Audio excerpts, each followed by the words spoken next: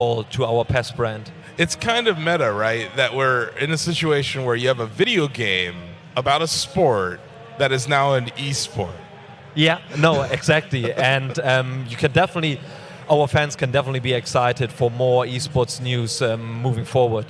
Yeah, I mean, I would assume that there's going to be community announcements, and to foster an esport, you really have to be community-minded. So what have you kind of put into the game, or what are you thinking about for your roadmap that you think you could really roll out an esports scene? We are definitely, put it this way, in the background. We are working on our plans. They are final. Sure. We will announce them in the next couple of months. But all I can say is, when you look back to the past, especially last year, we had our PES League competition, which is a competition for the wider audience. So me, you guys, you can join the competition. You can qualify for the World Finals. But then on the other side, we also have our competition called eFootball Pro. So there's a little link to it. And eFootball Pro is a competition which is for professional football clubs. So you have clubs such as Barcelona, Celtic or Monaco playing in that competition and playing against each other for the big title. So that's those two competitions are obviously just the start of very exciting esports projects. You know, another sports game that I think you probably could look to for inspiration, or maybe for what they're doing wrong, is NBA 2K League. Have you thought about deeper partnerships with different leagues or teams like you had mentioned? We are doing this already. Okay. So besides obviously working together very closely with our partner clubs, we are also working together with the leagues. So for example, just 2 weeks ago, in Russia, we did the Cyber League. So all the teams, all the Russian football clubs from the Premier League, from the top league, they competed against each other to play for the Russian championship, for the Russian winner. And that's definitely something we are exploring more and more in the future. You know, I think a challenging thing, like I mentioned, for a year-to-year kind of game is the game changes sometimes. You guys introduce gameplay elements, remove things, change things around. Sometimes you flip around the lob pass button and the pass button just to annoy me. Yeah. How do you think about going forward, especially with your esports initiative, making the game transition from year to year as helpfully as possible for your core fan player base? I think, first of all, I agree with you. What you're just saying, that obviously if you release a game on an annual basis, it's difficult. I mean, to add new elements to it. But I would say this year with the new PES, we've added loads of gameplay elements to the game, which our esports players, but also our normal PES fans, they can definitely look forward to it.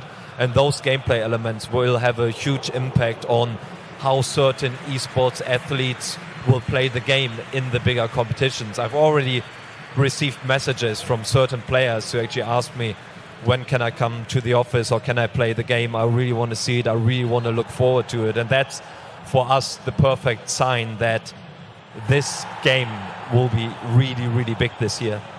And I think another really important thing for any esport, any game, is that it needs to be easy to pick up and play. Have you guys done anything in the recent years, or even with this version, that you think can help open it up to new players who might see promotion for your esports and say, okay, maybe I should get into this? I think like a game like Rocket League is a good example of that, where it's really easy to enter in, but it's very hard to master. Can you talk about like that onboarding? Have you thought about expanding the player base? Yeah, I mean, first of all, in terms of like our esports plans, we cannot go into detail because that will come later in the next couple of months. But what I would say in terms of when you look at esports, what is really interesting and something where we just explored it or noticed it in the past is that co-op, for example, especially for football video titles, something we introduced last year. And co-op means that you will play with two other friends together. And this, especially when it comes down to offline events, this is something which has become really interesting because you have all the emotions, obviously, when someone is winning, or obviously when they're losing, it's something completely new, which hasn't been there in the football video game scene before. So that's something from an esports point of view is really interesting. But in terms of the gameplay, we've added loads of new features to the game. We worked with Andres Iniesta. He's Barcelona legend. He's now playing in Tokyo. Our development team worked with him very, very closely to bring our gameplay forward. He shared all his feedback, all his football knowledge with our development team to tweak the gameplay here and there. We've included a new dribbling feature, which is called Finesse Dribble, and it's named after him because he's very well known for his dribbling skills, and that's what we added to the game. There are new modes coming to the game, updated modes, so there's huge amount of content for current users, but very importantly, as you said, also for new users, so that we can introduce them to our product, to our brand, and actually can provide them with a wide portfolio of content.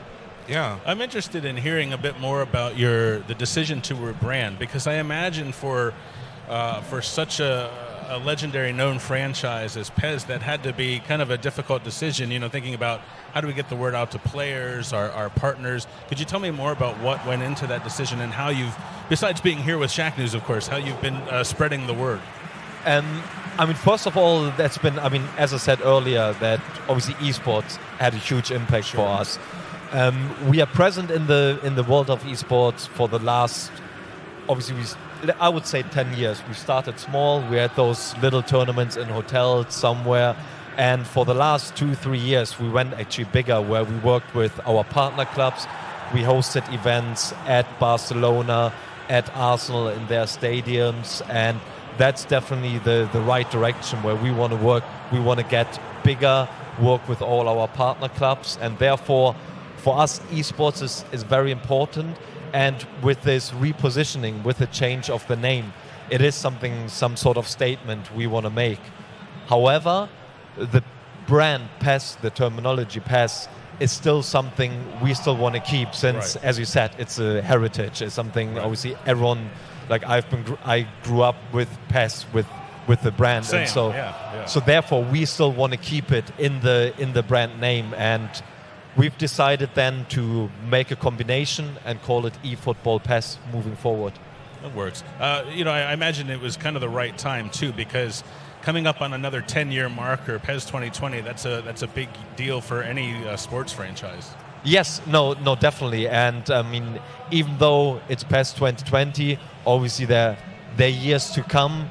Next year we have our anniversary of the series in general, so it's definitely going to be